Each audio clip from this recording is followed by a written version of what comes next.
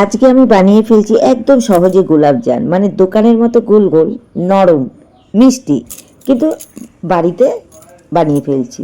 প্রথমে কি করবে, প্যাকেটটা আছে এটাকে আগে খুলে নিই। প্যাকেট খুললেই দেখবেন ভেতরে একটা সুন্দর পাউডার আছে। এখন ওই পাউডারটা আমরা একটা বাটির মধ্যে বা থালার মধ্যে ঢেলে নেব। এরপর কি করতে হবে, এখানে একটু একটু করে দুধ ও জল দেবে, ধীরে ধীরে মেখে নেবেন।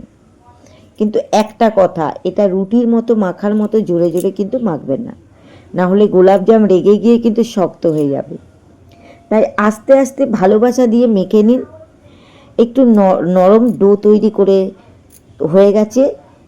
এই ডো থেকে দেখবেন ছোট ছোট বল বানাবো।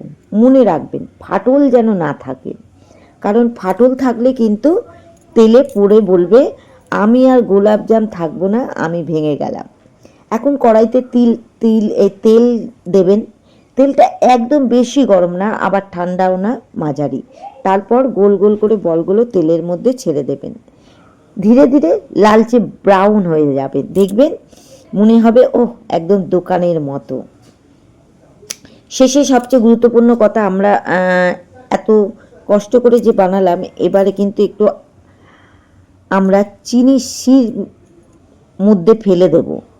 মানে চিনি শিরটা তৈরি করে নিলাম। শিরার মধ্যে যে গরম আপনার দেখবেন তেলের মধ্যে দিচ্ছেন, তেলের মধ্যে দেখবেন এই যে ব্রাউন হয়ে যাচ্ছে, ওরা কিন্তু ফুলে ফেরপে একদম নরম মিষ্টির দোকানে জাম হয়ে যাবে।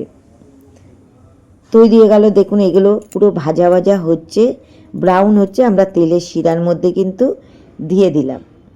তৈরি হয়ে গেল আমাদের মজাদার গোলাপজাম। দেখেছেন আমি কতগুলো দিচ্ছি, নিজে নিজে একদম ভেসে চারিদিকে নিজেই সাইজ করে নিচ্ছে। দেখুন তেলের মধ্যে, তারপরে এটা শিরার মধ্যে দিয়ে ওপর থেকে একটুকুনি এরকম করে দিলে কি হবে, জিনিসটা জলটা যখন নিয়ে নেবে ও তখন অটোমেটিকই দেখবেন নিচের দিকে ডুবে গেছে।